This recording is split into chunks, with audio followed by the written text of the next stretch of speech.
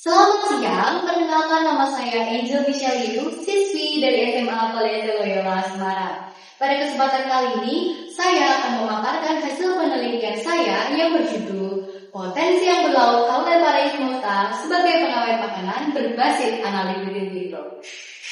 Latar belakang dari penelitian ini adalah pengawet adalah zat aditif yang digunakan untuk menjaga kualitas makanan. Berdasarkan sifatnya, ia terbagi menjadi dua, yaitu alami dan juga buatan. Pengawet buatan lebih populer digunakan di kalangan industri, sebab dinilai lebih efektif karena ia dapat diproduksi secara massal.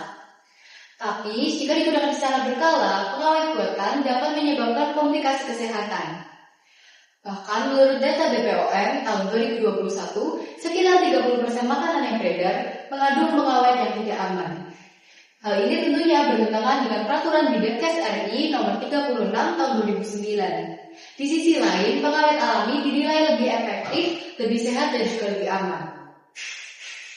Anggur laut. Anggur laut atau Cauda pareismosa memiliki penampilan yang seperti anggur.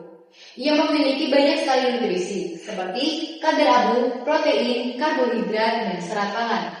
Tidak hanya itu, ia juga mengandung berbagai metabolit sekunder seperti fenol, flavonoid, dan lain-lain yang kaya akan sifat antibakteri, membuat anggur laut dapat berpotensi sebagai pengawet makanan. Atas kejabaran latar belakang tersebut, saya menyusun dua pertanyaan besar, yaitu bagaimanakah potensi anggur laut sebagai pengawet makanan dan juga berapakah kadar pengawet makanan dari bubuk anggur laut yang terbaik. Lalu ada pun yang menjadi tujuan dari penelitian ini, yaitu mengetahui potensi anggur laut sebagai pengawet makanan dan juga mengetahui kadar pengawet makanan dari bubuk anggur laut yang terbaik. Penelitian ini dilakukan di SMA Kolese Loyola Semarang pada tanggal 9 April sampai 9 Mei 2025. Penelitian ini terbagi menjadi 3 tahap utama, yaitu pembuatan bubuk anggur laut, pemrosesan kelompok pelakuan, dan juga pengujian DPC. Pembuatan bubuk anggur laut dilakukan dengan cara mengeringkan anggur laut, lalu menghaluskannya sampai menjadi bubuk. Pemrosesan kelompok perlakuan dilakukan dengan cara menambahkan bubuk anggur laut ke adonan makanan sesuai konsentrasi yang telah ditentukan, lalu mengolahnya menjadi makanan. Uji TPC dilakukan di laboratorium BBS PJPPI Semarang. Sebelum memasuki ke hasil dan pembahasan, saya akan membahas mengenai variabel-variabel penelitian ini. Yang pertama adalah variabel bebas. Variabel bebas adalah konsentrasi anggur laut di tingkat 1%, 2%, dan 3%. Variabel tingkatnya adalah pertumbuhan koloni bakteri, dan variabel kontrolnya adalah bentuk makanan berupa roti tawar, komposisi bahan yang sama, serta waktu pemanggangan yang sama.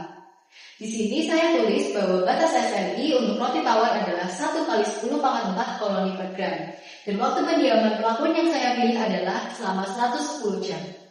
Di tabel ini dapat terlihat bahwa kelompok A belum memenuhi batas SNI, sementara kelompok A, B, dan C sudah memenuhi batas SNI. Dari tabel ini juga dapat terlihat bahwa kelompok B adalah kelompok yang paling efektif sebab ia memiliki aktivitas antibakteri yang terbaik dengan konsentrasi yang minimal. Di sini juga dapat dilihat bahwa kelompok B di tingkat 2% dan C di 3% memiliki pertumbuhan koloni bakteri yang sama. Hal ini membuktikan bahwa efektivitas dari pengawet anggur laut mencapai titik jenuh di tingkat 2%. Hal ini disebabkan oleh kandungan garam pada anggur laut yang memiliki sifat bakteriostatik dan bakteriosit yang memberantas bakteri rentan, menyisakan bakteri halofilik. Selanjutnya adalah kesimpulan dan saran.